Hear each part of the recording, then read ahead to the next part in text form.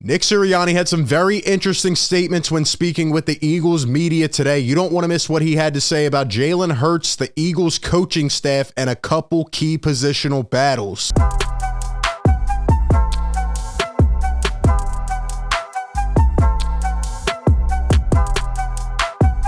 What is going on, everyone? Welcome into A to Z Philly, your number one home for Eagles coverage. Hit the like button if you enjoy these videos, and be sure to subscribe and hit that bell down below. That way you don't miss any of the coverage as we lead you up until the NFL draft next month. We'll be breaking all of it down very soon here. We also just hit 1,000 subscribers here on YouTube, so appreciate everybody that has been a part of the vision, and we will continue to grow.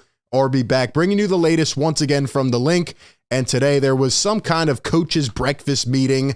And, the coaches were allowed to speak with some of the media. And, of course, anytime Nick or Howie are speaking to the media, something spicy is going to be said. So we'll break all of it down. We'll get into it.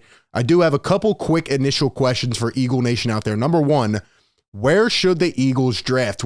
Tell me a player or a positional group or something like that the Eagles should be targeting or at least have in mind leading up into the next few weeks. And the second thing, when will Jalen Hurts get paid? When do you think? Will it be this week, next week, down the road? Give me all of your thoughts down below in the comments section. All right, before we get right into the comments, the new rules, a bunch of stuff. Shout out to the sponsor here of today's video, BetMGM. Enjoy all your favorite sports like never before at BetMGM. Sign up using code ATOZPA and receive up to $1,000 back in bonus bets if you don't win your first bet. When you register with BetMGM, you'll get instant access to a variety of parlay selection features, live betting options, player props, and daily boosted odds specials.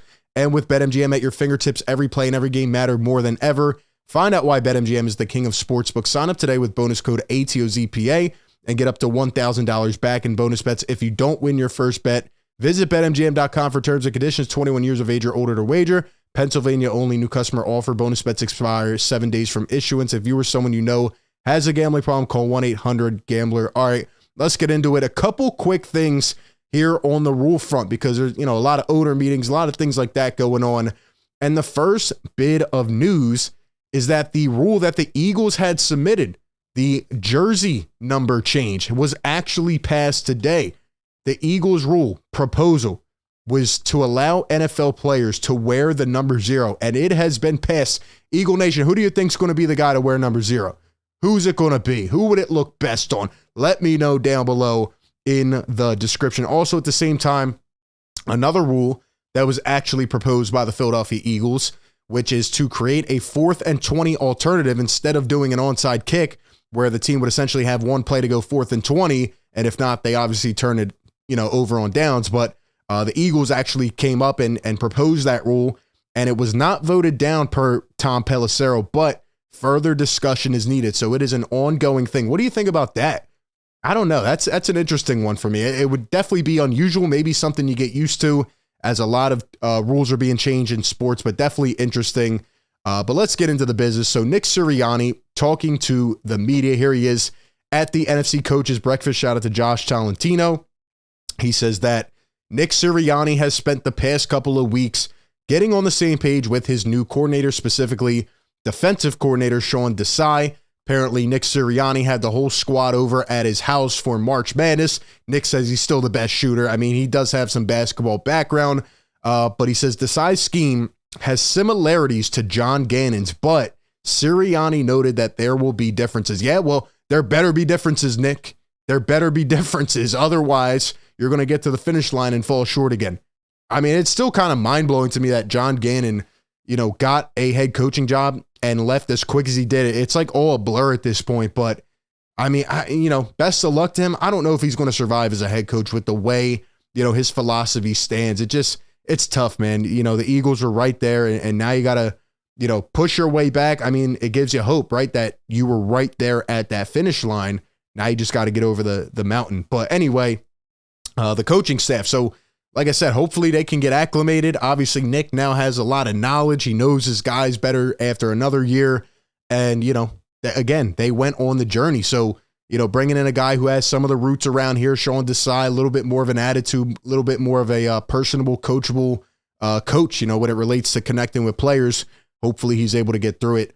But Nick talked about Jalen Hurts. And as we've heard, Jalen is usually the first one in and the last one out. And he says, quote, he has been working out like a maniac in the weight room. That's right. Nick says that Jalen is crazy about this stuff. He's been working out like a maniac. He's not settling. He's coming back better than ever. Nick says going to the Super Bowl didn't change Jalen at all, and that he still seems just hungry and focused. I love to hear it, man. This guy's going to be really, really good. And a little bit more on Jalen Hurts. Nick says that Jalen Hurts getting a new contract will not change how they use or coach him. Quote, we have a special quarterback and we'll use his special ability. And to be honest, I agree with this. Now, I do think there are certain games and situations where, if you're up 15, if you're up 20, yeah, you don't need to have Jalen, going and running without sliding and getting hit at the legs and, maybe trying to get a couple extra yards out of bounds and he's getting smacked. At the same time, though, for the people that say, oh, let's make him a pocket passer. Oh, let's take away this element of his game for the most part. You just can't do that, right?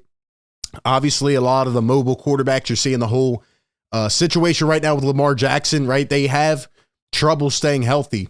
And obviously, Jalen got hurt near the end of the season, but this guy, strengthens his body. He trains and he puts himself in the best situation possible. And he's a very smart player. Let's not forget that this past year, he obviously made a lot more high IQ plays, but he slid more. He did more things to protect himself. He obviously just got landed on hard. But at the end of the day, Jalen Hurts, what makes him is one of those unique elements like that. And, you have to let him do that. You have to let him do it. Maybe you don't have to let him do it to a crazy extent, but based on the Eagles offense, based on their weapons, when Jalen Hurts is a threat to put it on the ground as well, at least 5 to 10 times a game and put it in the end zone like he can, this offense becomes a different level of dynamic. So I think Nick is exactly right here, and I think he's on the point. I think he's on the mark right here. So we'll see how it goes with Jalen Hurts. Speaking of Jalen Hurts, Howie Roseman has been talking a lot as well. Like I said, laser focus.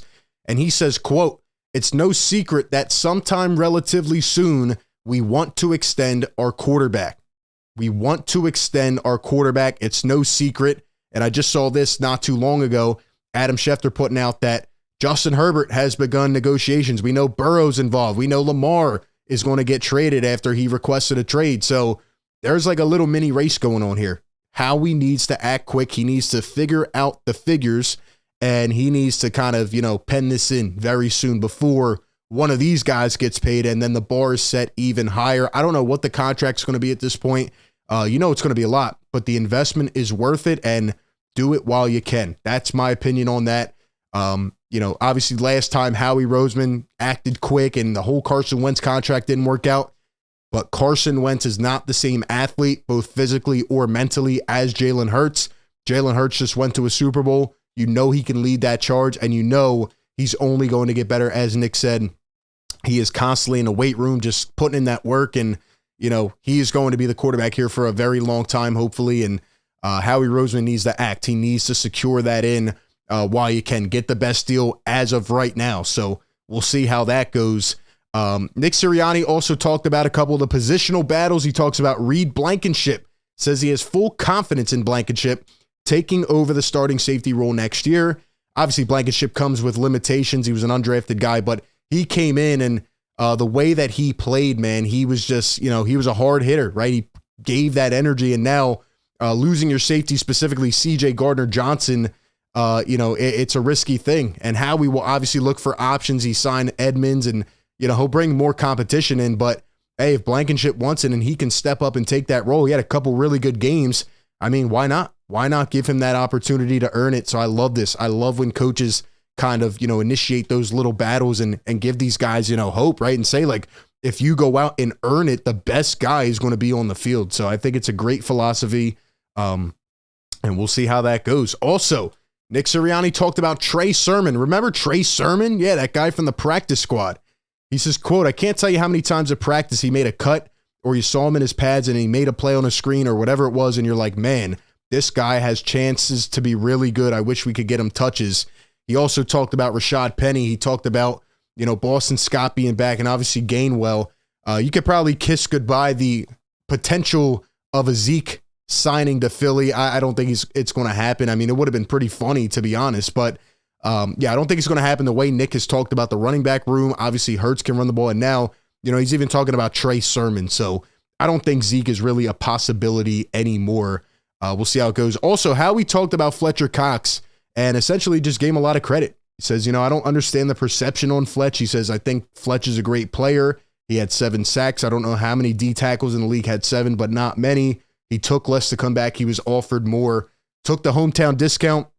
Obviously before this potential Hurts contract would kick in, you want to get these guys on the best deal possible. They all wanted to come back. A lot of them took discounts to make one final run in Philadelphia. But at the end of the day, what it comes down to is, will the Eagles stay healthy? Will they secure their guys? And will they have the same mentality going into this season as last year? Because I think the group knew it was a special squad. But once you start winning, once you go 5-0, once you go 8-1, once you go 10-1, now you're feeling like, okay, this team can be on top of the world.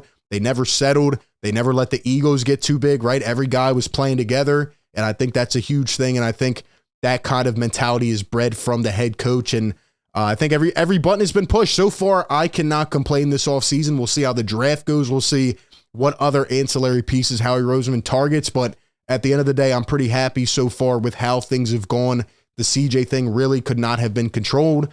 So we'll see how it all plays out, and we'll see how it goes moving forward. But that being said, give me all your thoughts down below in the comment section. Appreciate everybody for tuning in. Be sure to like, comment, subscribe. And with that being said, I will catch you all in the next one. Peace.